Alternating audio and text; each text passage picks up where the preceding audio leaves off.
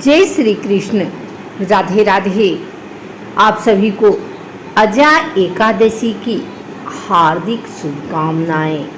आइए सुनते हैं अजा एकादशी व्रत कथा।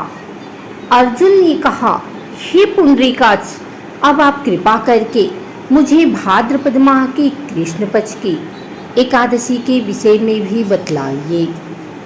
इस एकादशी का क्या नाम है तथा इसके व्रत का क्या विधान है।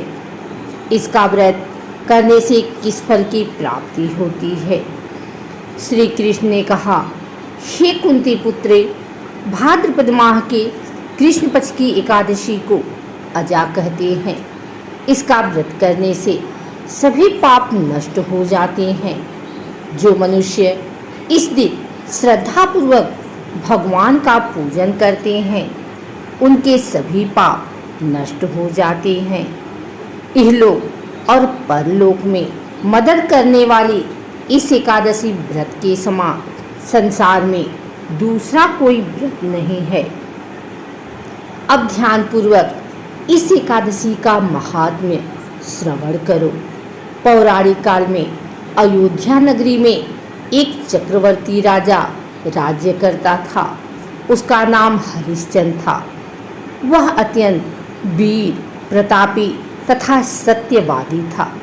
प्रभु इच्छा से उसने अपना राज्य स्वप्न में एक ऋषि को दान कर दिया और परिस्थितिवश उसे अपनी स्त्री और पुत्र को भी बेच देना पड़ा। स्वयं वह एक चांडाल का दास बन गया। उसने उस चांडाल के यहाँ कफन लेने का काम किया, किंतु उसने इस आपत्ति के काम में भी सत्य का साथ नहीं छोड़ा।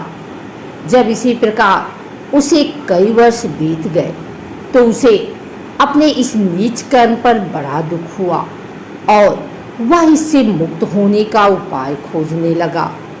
वह सदैव इसी चिंता में रहने लगा कि मैं क्या करूं, किस प्रकार इस नीच कर्म से मुक्ति पाऊं।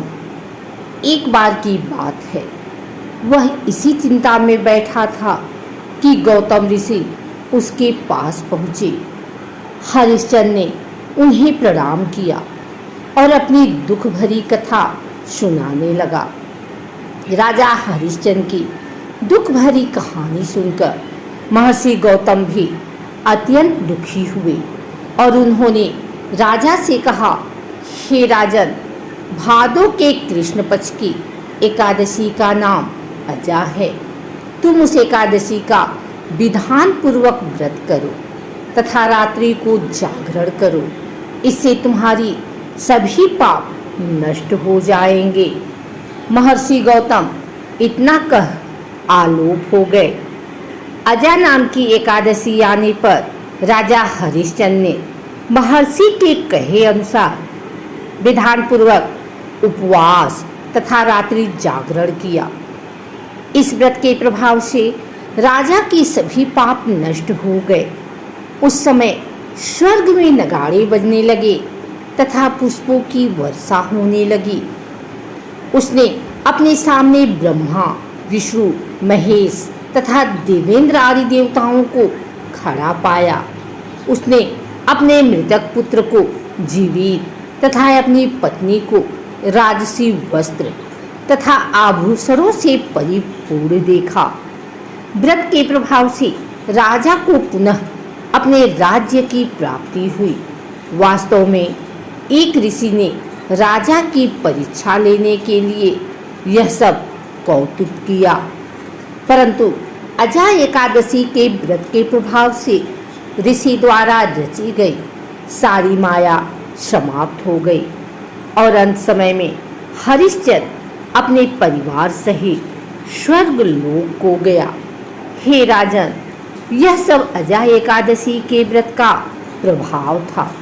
जो मनुष्य इस उपवास को विधान पूर्वक करते हैं तथा रात्रि जागरण करते हैं उनके सभी पाप नष्ट हो जाते हैं और अंत में वे स्वर्ग को प्राप्त करते हैं। इस एकादशी व्रत की कथा के श्रवण मात्र से ही अश्वमेध यज्ञ के फल की प्राप्ति हो जाती है। मनुष्य को भगवान के प्रति पूर्ण श्रद्धा रखनी चाहिए। जटिल परिस्थितियों में भी जो मनुष्य सत्य का मार्ग नहीं छोड़ते वे अंत में स्वर्ग को जाते हैं। सत्य की परीक्षा जटिल परिस्थितियों में ही होती है। अजय एकादशी के दिन भगवान विष्णु की पूजा की जाती है। इस दिन सुबह जल्दी उठकर स्नान करके पीले वस्त्र धारण करें। फिर भगवान विष्णु की मूर्ति या चित्र स्थापित करके धूप, दीप, नैवेद्य, फूल और फल अर्पित करें। व्रत कथा सुनें, आरती करें और प्रसाद वितरित करें। स्नान और वस्त्र। अजय एकादशी के दिन सुबह जल्दी उठकर स्नान करें और पीले रंग के वस्त्र धारण करें, जैसा कि जागरण में बताया है। एक वेदी पर भगवान विष्णु की मूर्ति या चित्र स्थापित करें। देसी घी का दीपक जलाएं। फूल माला, चंदन और तुलसी पत्र अर्पित करें। पंचामृत, फल और मखाने की खीर या कोई भी मिठाई चढ़ाएं। अजय एकादशी व्रत कथा का पाठ करें। श्री हरि के मंत्रों का जाप करें, आरती करें। व्रत करने वाले को चावल और तामसिक चीज़ों से परहेज करना चाहिए। अगले दिन ब्राह्मण को भोजन और दान देकर व्रत का पारण करें। कुछ लोग इस दिन निराहार व्रत रखते हैं, जबकि कुछ फलाहार करते हैं। इस दिन भगवान विष्णु के साथ माता लक्ष्मी की भी पूजा करना शुभ माना जाता है। गरीबों और जरूरतमंदों को अनाज, कपड़े और फल आदि का दान करना भी फलदायी होता है। एकादशी के दिन तुलसी के पत्ते भगवान विष्णु को अर्पित करना विशेष रूप से शुभ माना जाता है।